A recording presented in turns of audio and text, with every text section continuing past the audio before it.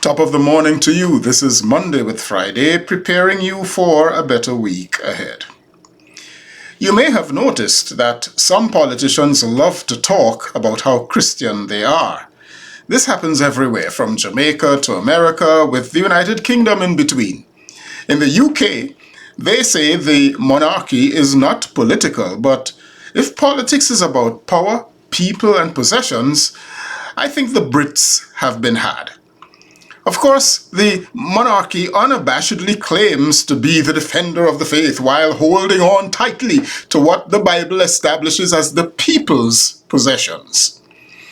In Jamaica, the Prime Minister and Governor General are Seventh-day Adventists, the former chosen by the latter, and a previous Prime Minister, appealing to Jamaicans of religious faith, declared there would never be a gay person in his cabinet. Here in America, of course, one political party claims it is for the family and for the Lord, while accusing the other side that they are godless, against God, and spiritually bankrupt, while almost daily revelations emerge of some sin or shortfall in their camp that render them hypocritical and no more holy than the other side. So who really is a Christian? And what does a Christian look like? The word Christian is a nickname coined and given to disciples of Jesus in Syrian Antioch during the Apostle Paul's time. Jesus himself describes who a Christian really is. From John's Gospel, chapter 12, verses 23 through 26, he says these two things. First, a Christian is someone who patterns their life on Jesus' life. And second, a Christian is someone who pours out their life for others, like Jesus did. In one of those verses, Jesus says, quote, "Whoever serves me must follow me, and where I am, my servant also will be. My Father will honor the one who serves me," unquote. A true Christian, in patterning their life on Jesus' life, will serve as Jesus did, will step as Jesus steps, will stand where Jesus stands.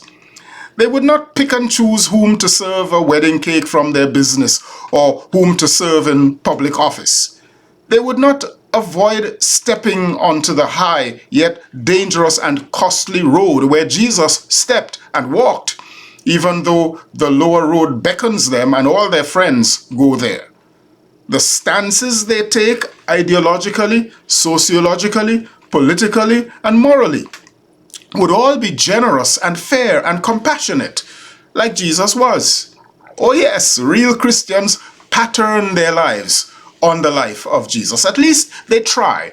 And they don't deliberately distort Jesus and then lie to the world that they are the perfect examples of Jesus. Despite their many faults, they genuinely try to pattern their lives after Jesus' life. Next, true Christians pour out their lives for others, like Jesus did. Hear what Jesus also said in John 12, 24 and 25. Quote, "Very truly I say to you, unless a kernel of wheat falls to the ground and dies, it remains only a single seed. But if it dies, it produces many seeds. Anyone who loves their life will lose it, while anyone who hates their life in this world will keep it for eternal life," unquote. Now, Jesus isn't talking about wheat or agriculture. He is using wheat as a metaphor of a human life, his life to begin with, and ours then by extension. Jesus can smell death around the corner as he utters these words. He knows he has pushed against the religious and political powers sufficiently in the service and defense of the poor, the outcast, those ravaged by the abuse of Rome and Jerusalem's power, to the extent that his days are now numbered. Martin Luther King Jr. knew that his days were numbered. Alexei Navalny knew his days were numbered. Benazir Bhutto, when she flew out of the US back to Pakistan, knew that her days were numbered. I know that Vladimir Kara-Murza must know that his days also are numbered. Such is what happens when people pour out their lives for others, and it's a shame that some people whom some Christians rubbish as lost do that robustly, while those self-same Christians avoid pouring out their lives for others as though it were the plague.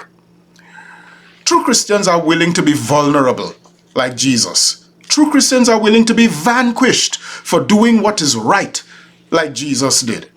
True Christians do not seek cheap victories. They seek only the kind that comes at the cost of sacrifice, like Jesus sought. True Christians, though they might appear to lose and die, plant a seed that dies and expands into voluminous growth, like the seed that enslaved people who died in faith planted, that people like me could live out now. Like the seed Martin Luther King planted, so that Americans, black, white, colored, and all kinds, could live in a measure of freedom until the Supreme Court yanks it all away.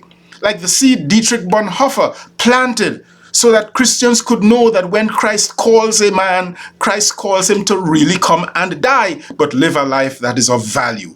Like the seed Viola Liuzzo, a white civil rights activist, planted with her own blood and life in Selma, Alabama, so that many Americans could now still live a measure of freedom.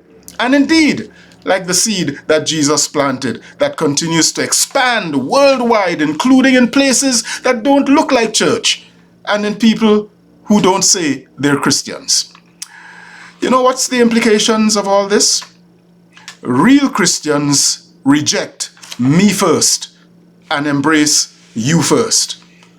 America first may be American, but it sure ain't Christian. Real Christians pursue what's right rather than what wins. Real Christians prefer the good of all over the dominance of my clan, my race, my religion, my party, and the rest of you could go to hell.